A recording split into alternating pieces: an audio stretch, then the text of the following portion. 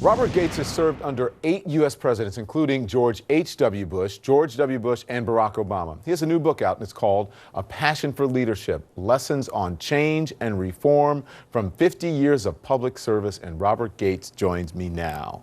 Most people haven't lived 50 years, and you've done 50 years of public service. I want to talk to you about this book, because I know it's an incredible book. But can we talk some politics now? Sure. Between the Democrats and the Republicans and everyone who's trying to get in office. It seems like, you know, the tone is kind of crazy. Civility seems to be dead these days. What do you make of that?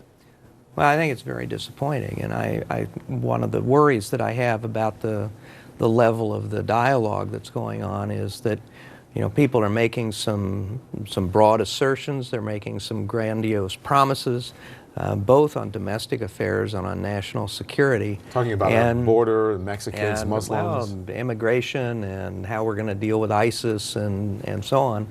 And nobody's providing any details in terms of how are you going to do that, and does it matter that that really is not the way the world really works, and how are you actually going to make another country do something? So I'm pretty disappointed at the level of generality and frankly at what I regard as some pretty unrealistic promises. And tough talk. I think it's fair to call it bluster out on the campaign trail about using military force. The two top contenders on the Republican side both are doing that. Let's listen. I know more about ISIS than the generals do, believe me. I would bomb the out of them.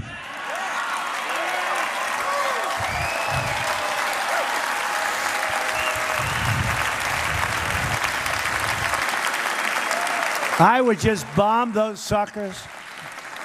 And that's right. I'd blow up the pipes. I'd blow up the I'd blow up every single inch. There would be nothing left. We will carpet bomb them into oblivion.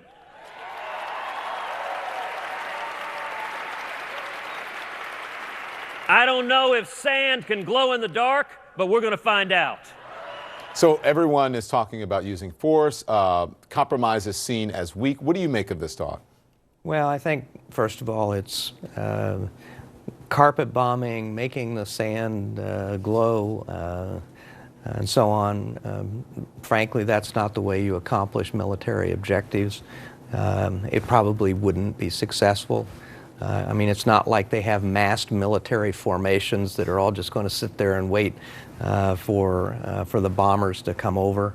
But these problems are more sophisticated, more complex, more difficult than some of this debate and some of this dialogue conveys to the American people.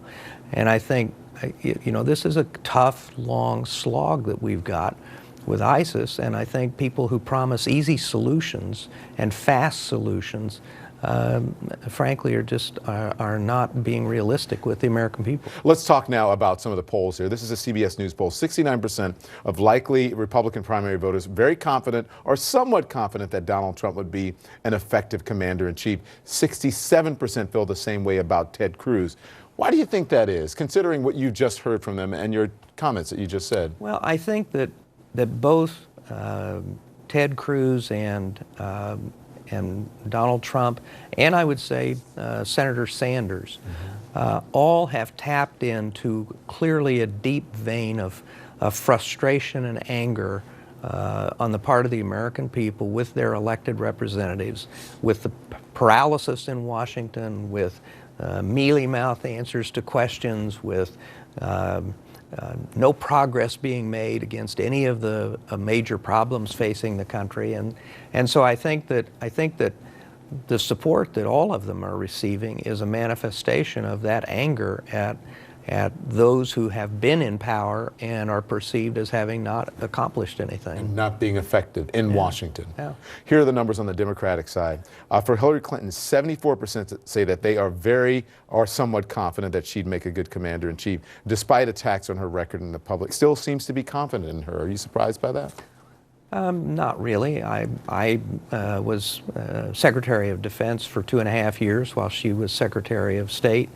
As I've written, during that period, until just a few months before I retired, We agreed on a lot of issues, and I considered her very tough-minded in terms of the policies we needed to follow in Iraq, the policies we needed to follow in Afghanistan. She was a very strong supporter of the surge in Afghanistan.